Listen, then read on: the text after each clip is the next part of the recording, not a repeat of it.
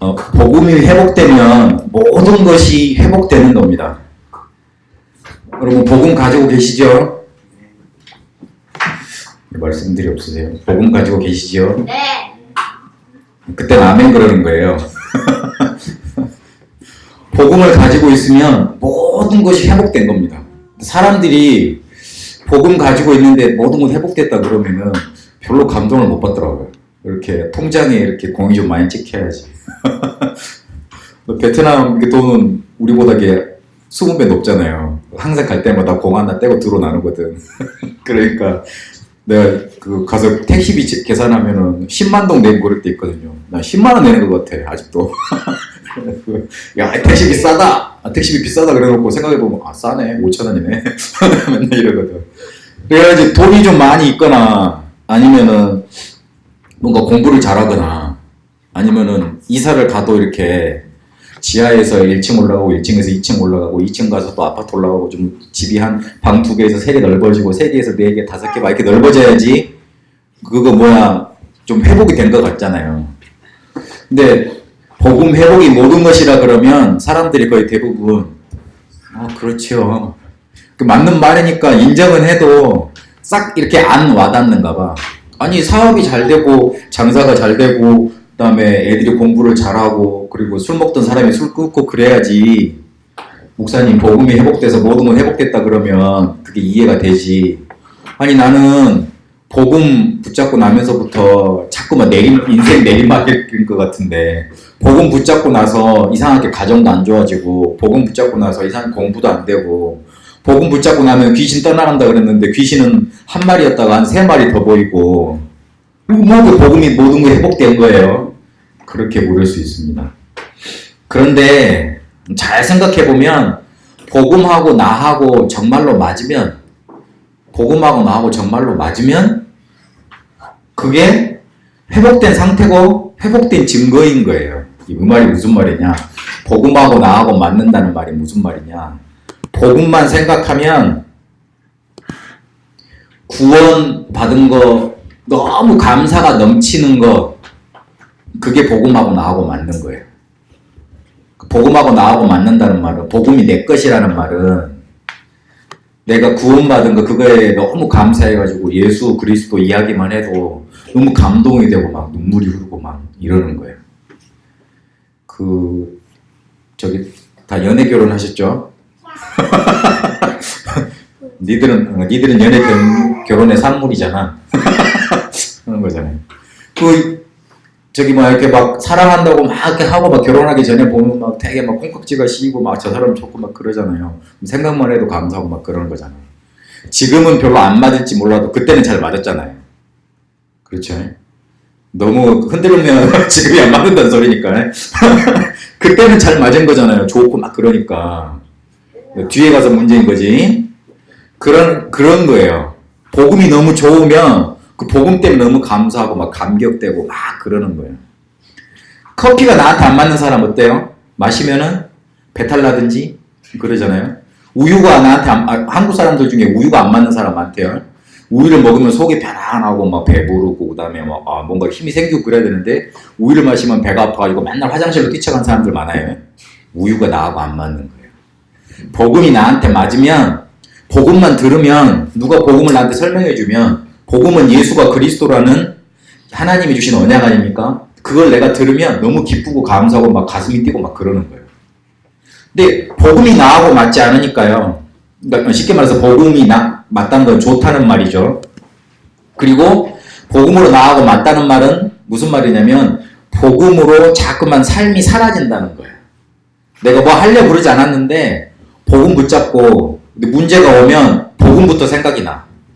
어떤 고민거리가 생기면 예수는 그리스도 모든 문제 해결자다. 그게 먼저 생각이 나. 그러면 조금 문제가 와서 두렵더라도 그게 어느 순간 사라지고 예수는 그리스도 모든 문제 해결자니까 예수님한테 내가 기도하면 되지. 그 생각이 나.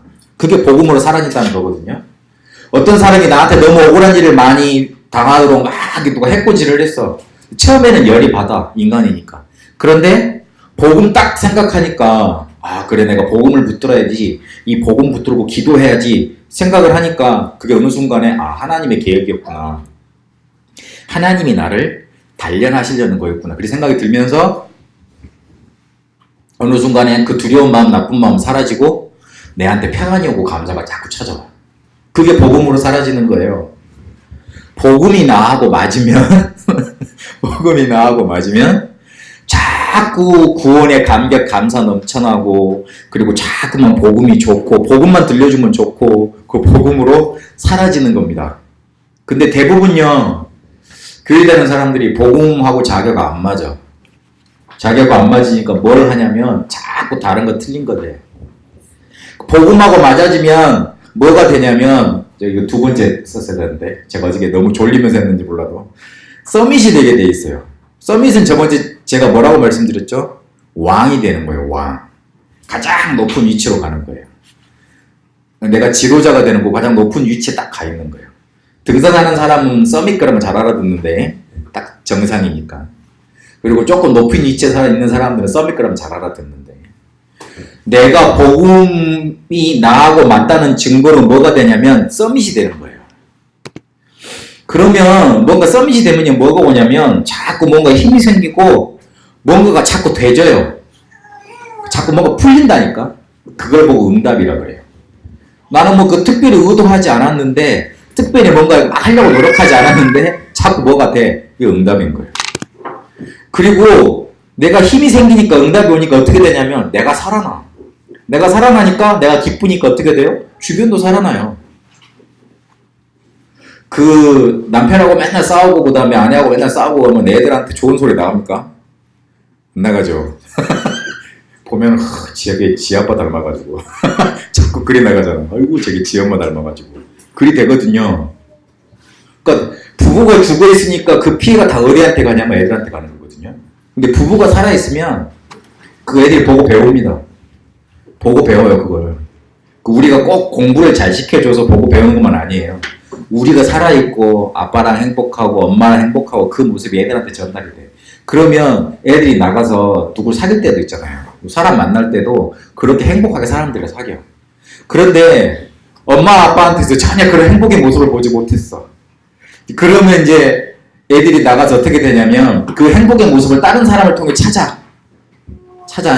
그러다가 이제 찾았는데 어찌 보면 그렇게 엄마 아빠랑 비슷한 사람이랑 만나. 드라마 보면 잘 안 나타납니까? 잘 안 보시는군요. 아멘. 그러니까 드라마에도 그거 어떻게 그 드라마 작가들이 알았는지 다 그렇게 막 그 알코올 중독자 집안에서 자란 딸이 아빠 너무 싫다 그래가지고 집을 뛰쳐나가서 만났는데 만나보니까 남자가 너무 좋았어. 그러고 막 결혼하려고 그랬는데 결혼을 했어. 알고 보니까 이 사람이 알코올 중독을 숨기고 있었어. 그런 경우 너무 많다니까요. 그게 그런 거예요. 그래서 우리가 살아나면 우리 자녀들을 가장 살릴 수 있는 가장 빠른 길이 됩니다. 그래서 먼저 힘을 얻으시고요. 응답을 우리 속에 막 넘쳐나야 돼요. 근데 그게 어떻게 되면 되느냐? 우리가 서밋이 되면 되는 거예요. 근데 그 서밋이 어떻게 되느냐? 복음이 나하고 맞아지면 돼. 복음이 쉽게 말해서 내가 좋으면 돼. 근데 문제는 복음이 안 좋다는 거거든요. 거기서 문제가 오는 건데 자꾸 들으면서 그냥 풀어가 보세요. 그러면 내가 살아나니까 어떻게 되느냐? 주변에서 물어오게 돼 있어요. 어제 IUC 뉴스로 보니까 그 인천의 그 호산나교회 그 장로님인데 그 장로님이 어디 그 체육공단 시설관리공단에서 그 소장이신데 그분 부부가 너무 좋게 보이더래. 그래서 주변에 보던 불신자가 저 사람은 너무 행복한가 보다 그래가지고 직접 찾아가서 이야기를 했대요. 소장님 왜 이렇게 행복하냐고. 나도 혹시 교회 다니냐고. 나도 교회 다니고 싶다고. 나 교회 다니게 해달라고. 그래가지고 그분이 집사까지 됐더라고요. 그런 거예요. 분명히 사람은요 영적인 존재라 뭐가 나타난다니까요. 어머 전기 온다. 뭔가 나타나요. 뭐가 나타나니까요. 그 내가 뭔가 이렇게 막 나쁜 기운이 있잖아요. 막 짜증나는 기운 그게 있으면 다른 사람들이 알아봐. 그럼 나를 멀리해. 근데 내가 뭔가 이렇게 행복하고 기쁘고 그러잖아요. 티 안 내도요 에너지가 나가게 돼 있어요. 그러면 사람들이 나를 보고 분명히 저 사람 뭔가 다르다고 보게 돼 있어요. 그러면 자연스럽게 이 사람들이 나한테 말을 걸어오게 돼 있거든요. 그때 말하는 게 전도예요. 근데 이 사람이 너무 찌들려 보여. 이 사람이 교회 다닌대. 그럼 그 사람이 교회 다니고 싶겠어요? 나는 좀 그럴 것 같아. 나는 좀 사람 가리거든요. 이래봬도 사람 좀 가려요. 이때쯤 조금 웃어주시고 그래야 되는데 사람 좀 가려요. 나 되게 낯가리거든요. 그래가지고 이렇게 별로 이렇게 막 예전에 내가 교회 안 다니고 다니는 시파하는 이유 중에 첫 번째가 뭐였냐면 내가 학교 다닐 때 보니까 공부 못하는 애들이 전부 다 이게 저희는 50명이면 30등부터 50등까지가 거의 다 교회를 다녀. 1등부터 10등까지는 교회를 잘 안 다녀. 나 교회 다니면 저 공부 못하는갑다. 그래가지고 웬만하면 교회 안 다닌다고 그랬다니까. 그렇게 이상한 게 사람이 되는 거예요. 근데 하나님의 자녀들이 왜 그러고 살아야 되는지 난 참 처음 그때 이해가 잘 안 가더라고. 그래서 우리가 복음이 정말로 맞아지면 어느 순간에 서밋돼 있고 서밋돼 있으면 나도 모르는 순간에 뭔가 자꾸 풀려지게 돼 있어요. 문제는 이제 무릎에 찍어놨죠. 문제는요. 자꾸만 우리가 틀린 것 가지고 있기 때문에 하나님이 주신 거하고 다른 것을 가지고 있기 때문에 그리고 결국 그게 망할 것이기 때문에 그것만 잔뜩 붙잡고 있기 때문에 뭐가 안 되느냐? 복음이 나하고 안 맞아져요. 그러니까 정확히 말씀드리면 틀린 것, 다른 것, 망할 거는 사단이 우리한테 준 거거든요. 하나님이 준 게 아니에요. 니들이 열심히 노력을 해라. 그러면 나중에 성공할 거다. 성공을 해서 하나님 없이도 잘 살 수 있다가 사단의 메시지거든요. 근데 사람들은 뭐만 먼저 듣냐면 열심히 성공해라. 그것만 먼저 들어요.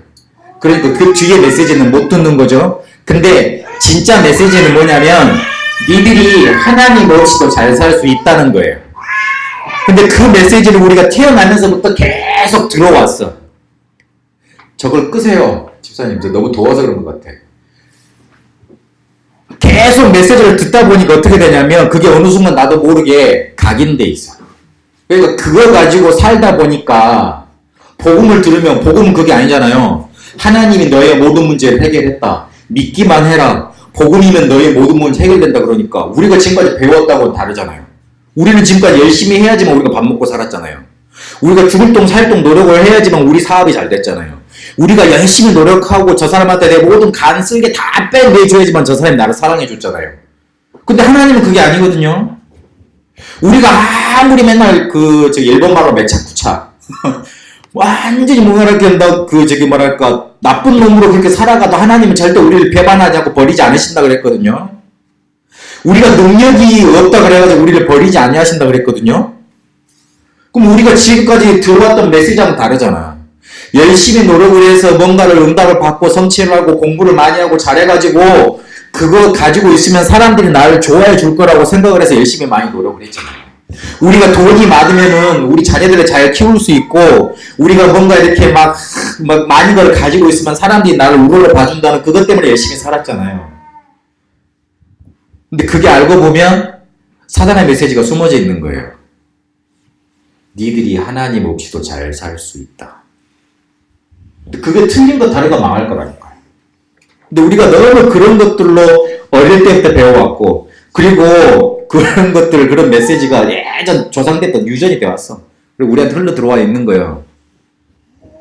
그런 걸로 가득 차 있으니 복음이 나하고 맞을 리가 있나?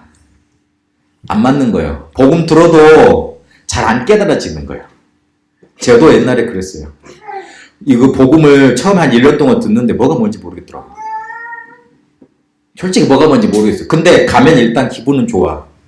기분은 좋으니까 좀 뭔가 확 풀리는 것 같으니까 가서 앉아있긴 앉아있었어요. 1년 뒤쯤 들리더라고요. 내가 요한일서 3장 8절을 보니까 요한복음 8장 44절을 보니까 사단한테 속았구나. 마귀한테 확 잡혀있구나. 그게 보이더라고요. 그 다음부터는 복음 딱 단단히 붙잡히더라고요. 희한하죠. 그때부터 복음이 나하고 맞아지기 시작했어요. 그러고 나서 복음 계속 듣기 시작했는데 어느 순간에 저는 여러분 상태가 어떻든지 말든지 일단 저는 예배하면서 되게 행복하고 기쁩니다. 제가 너무 감정을 지금 추스리고 이렇게 막 메시지를 하는 거예요. 근데 너무 막 이 자리에 섰다는 거, 메시지 전할 수 있다는 거, 찬양할 수 있는 거 너무 감사해요. 내가 그렇게 복음하고 맞아지는 사람이 됐어요. 이 틀린 것, 다른 것, 망할 것, 이 메시지가 빠져나가고 나니까. 그래서 하나님이 우리에게 복음 회복하면 모든 것을 회복하도록 축복을 다 주셨는데 이거를 어떻게 그러면 무엇부터 시작을 해야지만 우리가 틀린 것 다른 거 망할 거 빼내고 복음하고 맞아지는 삶을 살겠냐. 갈보리산의 언약부터 딱 붙잡으셔야 돼요. 그리고 감난산의 언약을 붙잡아야 돼요. 그리고 마가다락방 언약을 붙잡아야 돼요. 사도행전 1장 1절부터 오늘 8절까지 읽었어야 됩니다. 갈보리산 언약은 사도행전 1장 1절에 그리스도 말하는 거고, 감남산 언약은 하나님의 나라 1장 3절 말하는 거고, 마가다락방 언약은 1장 8절 성령 충만 이야기하는 겁니다. 갈보리산 언약은 뭐냐? 예루살렘에 가면 갈보리산이 있어요. 갈보리산에서 어떤 일이 일어났냐면 예수님이 거기서 십자가에 달려 돌아가셨어. 그래서 갈보리산 언약이라 그러는 거예요. 그럼 갈보리산 언약은 무슨 말이냐? 그 갈보리산에서 예수님이 죽으셨는데 그게 무슨 의미라는 말이냐? 우리의 모든 것을 십자가에서 끝내셨다는 의미예요. 그러면서 뭐라 그랬냐? 세상 끝날까지, 아니 집사님 데리고 나가지 마서 괜찮으니까 메시지 들어야지 윤희도 세상 끝날까지 우리와 항상 함께 하신다고 갈보리산에서 약속을 주셨어요. 그리고 요거를 딱 기록으로 남겨가지고 우리한테 뭘 주셨냐면 증거를 딱 주셨어요. 증거를 주셨어요. 그래서 갈보리산 언약에서 우리에게 모든 거 다 끝내시겠다고 딱 약속을 하신 거예요. 그래서 그걸 딱 붙잡아야 돼요. 뭐부터 붙잡아야 되느냐? 예수는 그리스도 모든 문제 해결자시다. 십자가에서 모든 거 다 끝내셨다. 그걸 딱 마음속에 붙들어야 돼요. 우리가 예수님이 우리의 모든 문제 다 끝냈기 때문에 그 사실을 믿어야 되는 거지 다른 거 붙들면 안 돼요. 그리고 그러면 그 뒤로부터는 뭘 붙잡으면 되냐면 감남산에서 하나님이 예수님이 제자들한테 미션을 주시면서 40일 동안 하나님 나라의 일을 설명을 하셨어요. 그럼 예수님이 하나님 나라 설명을 하시면 1시간이면 되잖아요. 근데 왜 40일 동안 말을 했죠? 마가다락방에 모인 사람들이 보니까 120명이었어요.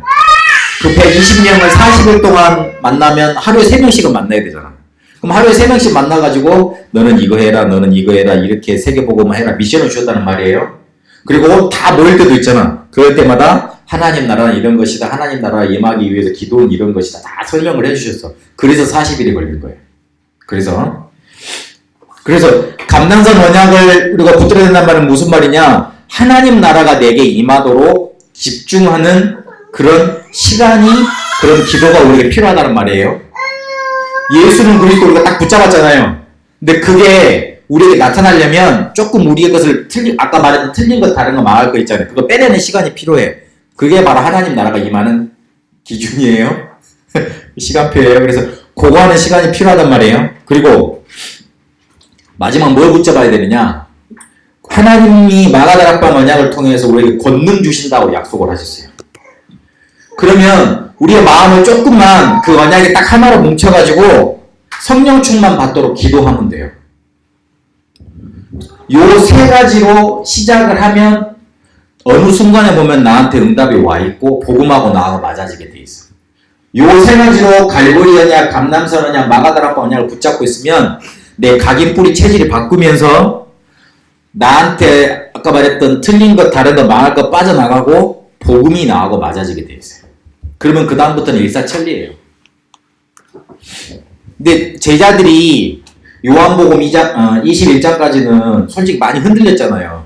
근데 사도행전 1장을 기점으로 사도행전 2장부터 이 사람들 확 변해버렸거든요. 요한복음 21장은 요한복음 20장까지는 베드로가 어떤 사람이었냐? 예수님을 막 저주하고 부인하고 막 예수님 모른다고 그러고 막 그렇게 비겁자였어요. 그런데 사도행전 1장에 갈보리산, 감남산, 마가다락방 다 나와 있잖아요. 요 언약을 붙잡고 나면서 사람이 어떻게 변했냐? 사도행전 2장에 보니까 그 3,000명 앞에 나가가지고 설교를 했어요. 사도행전 3장에 보니까 성전 미문에 가다가 안전뱅이 이렇게 세워버렸어요. 사도행전 12장에 보니까 자기가 다음날 죽는데 콜콜 자고 있었어요. 그래, 나 죽이면 죽여봐라. 나는 천국날 간다. 하나님 예수 믿기로 간다. 이제 그렇게 이제 막 언약이 딱 불타버린 거죠. 사람이 완전히 바뀌어버렸어요. 한순간에 변할 수 있다니까요. 어떻게 변할 것이냐? 뭘 붙잡았길래 그렇게 변하느냐?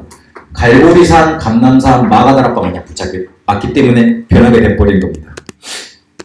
갈보리, 감남산, 그리고 마가다락방 말씀드렸는데, 갈보리산 언약은 딱 한마디로 말하면 그리스도 제대로 붙잡아라는 말이고, 감남산 언약을 한마디로 말하면 하나님 나라가 내게 임하도록 기다리라는 말이고, 기다리라는 말이 중요해요. 기다리라는 말이 무슨 말이에요? 헷갈리잖아. 쉽게 말해서 오기 때까지 믿음으로 버티라는 말이에요. 분명히 오니까. 그리고 마가다락방 언약은 성령 충만 받아야 된다는 거 딱 그거 붙잡으시면 돼요. 그래서 세 가지 한번 기억하세요. 그리스도로 모든 문제 끝났다. 하나님 나라 임하도록 버티자. 성령 충만 기다리자. 딱 그렇게 붙잡으시면 돼요. 그러면 나도 모르는 순간에 각인 바뀌어져요. 뿔이 뽑혀지게 돼서 다른 거 아까 잘못된 거 틀린 거 다른 거 망할 거 나한테 뿔이 내려져 있다고 그랬잖아요. 그거 뽑혀지게 돼 있어요. 그리고 내 체질이 변하게 돼 있어요. 뭐 이것부터 우리가 시작하면 됩니다. 그러면 어느 순간에 복음하고 나하고 맞아져 있고 나도 모르는 순간에 서비스로 딱 가겠습니다. 결론을 맺겠습니다. 그럼 어떻게 해야 된다는 말입니까? 목사님 알겠는데요. 도대체 어떻게 하라는 말입니까? 간단합니다. 믿음으로 일단 결단을 하세요. 아니 그리스도 모든 문제 우리가 맨날 들어왔던 소리고 하나님 나라 기다리라는 거 알겠고 성령 충만 그래 그까지도 알겠어요. 근데 뭐 어떻게 해야 된다는 말입니까? 그것부터 시작해야 되는 거 알겠는데 그럼 어떻게 해야 됩니까? 구체적으로 그거를 내가 내 삶에 누리려면 어떻게 해야 됩니까? 그 방법 길이 뭐냐면 믿음으로 결단부터 하는 거예요. 왜 믿음으로 결단하라 그러느냐? 에베소서 4장 27절에 보니까 우리에게 인생 살아가다 보면 틈이 자꾸 생겨요. 근데 그 틈이 생기면 누가 파고들고 오느냐? 사단이 파고들고 들어와요. 틈이 생기면 성령이 들어오시는 게 아니고 사단이 파고들고 온다니까. 그 틈이 어떤 것들이냐? 자꾸 막 이상하게 막 이렇게 막 우울한 감정 생긴다든지 아니면 누굴 원망하는 마음 생긴다든지 아니면 막 싸우고 싶은 마음 생긴다든지 자꾸 그렇게 생기게 돼 있어요. 그 틈이 생겨요. 그럼 그 틈을 메꿔버려야 될 거 아니에요.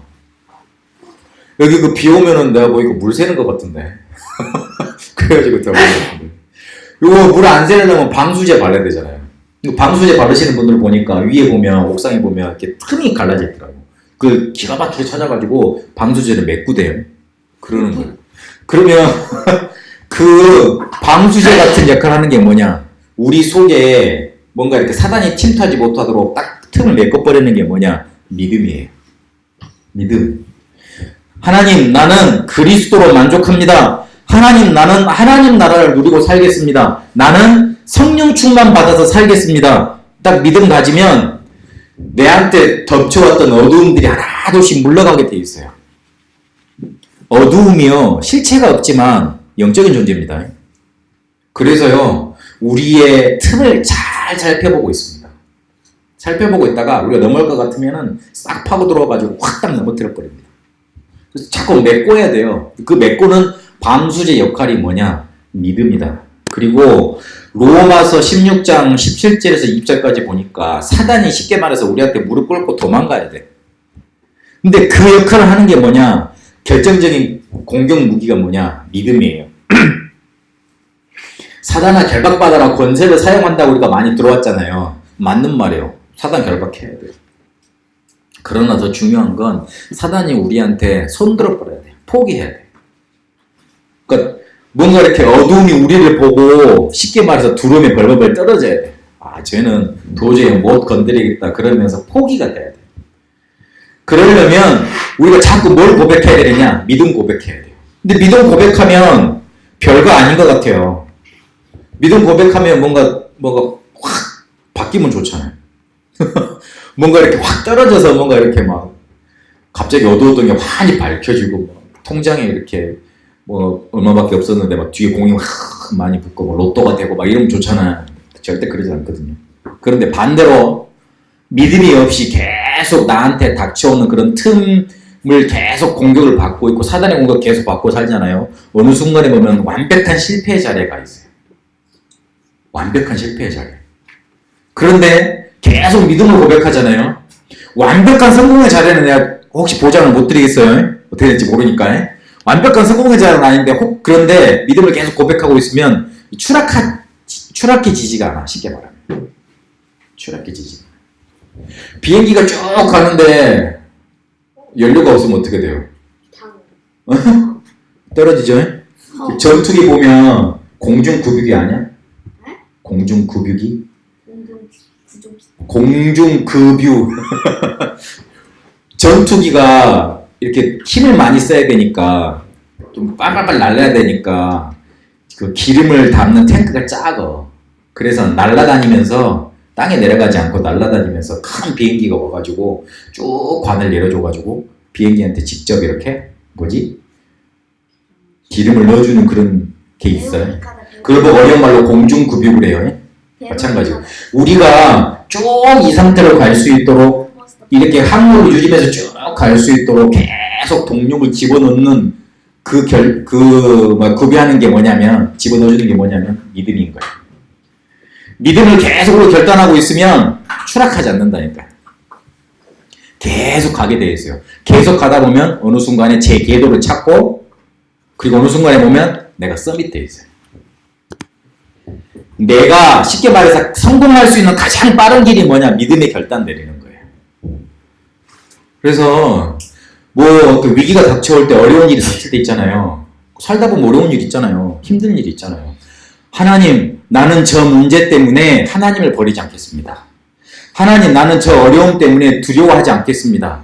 사단에게 내 마음을 뺏기지 않겠습니다. 나는 복음 가지고 승리하겠습니다. 믿음의 결단이에요. 하나님, 죄가 나를 힘들게 합니다. 그러나 나는 죄를 정죄하지 않겠습니다. 왜냐하면 그 뒤에 영적인 존재가 보입니다. 그리고 그걸 통해서 나를 무너뜨리려는 세력이 보입니다. 나는 복음을 단단히 붙잡고 그거 믿음으로 이겨내겠습니다.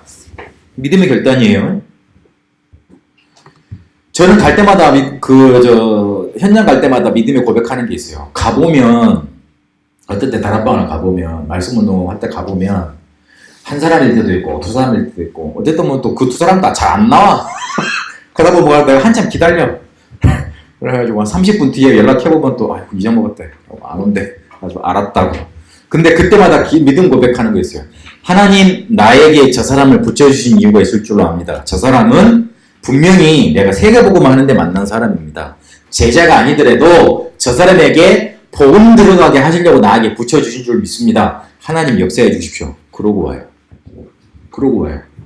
그래서 자꾸 그렇게 믿음의 고백을 하고 나니까 다른 사람 살리는 거 이전에 제가 살더라고요. 아까 제가 살아나면 어떻게 된다 그랬죠? 풀어진다 그랬잖아요. 풀어지면 어떻게 되죠? 응답이 오게 돼 있어요. 그냥 우리가 도깨비 뚝딱 해가지고 뭔가 하늘에서 콱 떨어지는 게 응답이 아니고요. 내가 힘이 생기면서 뭔가가 풀어지다 보면 오는 게 응답이에요. 순차적인 뭔가 단계가 있거든요. 금방 탁 오는 게 아니고. 그래서 지금은 내가 힘을 가지고 힘을 얻도록 믿음의 결단해야 돼요. 시간표입니다. 여러분, 우리 세선교회는 베트남 복음화 때문에 하나님이 세우셨습니다. 아멘. 내가 아멘 했으면 됐지 뭐. 그리고 베트남 복음화 하겠다고 이렇게 내가 남 목사님을 모시고, 그 다음에 제가 보고 드리고, 그 다음에 하노이 지교회도 가고, 이런 거를 일단 한국에 있는 목사님들 머리로는 이해가 잘 안 되는가 봐. 그래가지고 되게 문제가 많았잖아요. 왜 그렇게 하냐고. 자기들 보기에는 자기들 마음대로 교회를 하는 거예요. 근데 우리가 보기에는 딱 요 시스템이 베트남 복음화 하나는 원네스트에서 갈 수 있는 시스템인 거예요. 제가 올해 3월 달에 말씀드렸 남목사님하고 이야기하면서 그 부분이 마음이 통했어요. 하나로 가야 된다고. 그렇게 가야 된다고. 그래야지만 희망이 있지. 여기서 또 둘로 쪼개지고 한국은 한국대로, 하노이는 하노이대로, 표치는 멋짐대로 나눠지면 영원히 못한다고 그랬어요. 근데 그게 어느 순간에 맞아졌어요, 마음이. 그러니까 하나님이 인도하신 거죠. 그리 봤을 때 하나님 우리를 베트남 복음화 때문에 부르신 게 맞다. 237개 나라가 있다 그러는데 그 중에 베트남은 우리가 살린다. 누가 보면 비웃을지도 몰라. 그러나 나는 그렇게 그냥 붙잡았어요. 오늘 시작의 시간표잖아요. 시작의 시간표잖아요. 하나님은 그렇게 우리를 다시 시작시키실 거라고 그 시간표를 우리에게 주셨다고 나는 언약 붙잡았어요. 여러분 같이 기도해 주세요. 여러분 그거 언약을 붙잡고 같이 이렇게 힘을 모아주세요. 베트남 복음하려면 1억 명 정도 되니까 100만 전도제자 있어야 돼요. 그러면 그 사람들을 베트남에서 훈련시켜도 되지만 또 한국으로 데려와서 모시고 와서 여기서 훈련시킬 수 있는 RUTC도 필요해요. 분명히 하나님이 우리에게 주시려고 언약 주신 줄로 저는 믿습니다. 같이 여러분 믿음의 결단을 믿음으로 결단 고백하시고 하나님이 우리를 가장 축복할 수 있는 가장 빠른 길로 가세요. 그래서 이번 주간 복음하고 나하고 맞아지면 되는데 그거를 가장 잘 할 수 있는 길이 뭐냐? 믿음으로 결단하는 거예요. 그리스도 하나님 나라 성령 충만 이건 다 알고 있는 거니까 혹시 막 그게 막 자꾸 막 내한테 역사가 안 일어나는 거 너무 그것 때문에 고민하지 마시고 자꾸 믿음으로 결단하고 고백하세요. 그 축복이 우리 모든 성도님들에게 있게 되시길 바랍니다. 기도하겠습니다. 살아계신 하나님, 복음하고 나하고 맞아지는 가장 큰 응답이 우리에게 있도록 역사하여 주옵소서. 그래서 갈보리산, 감남산, 마가다락방 언약이 우리에게 살아 성취되는 응답이 있게 하여 주옵소서. 믿음의 결단함으로 하나님이 우리를 복음하고 맞아지게 하시는 서밋의 응답으로 가장 빠르게 갈 수 있도록 우리를 축복하여 주옵소서. 살아계신 우리 주 예수 그리스도 이름으로 기도합니다.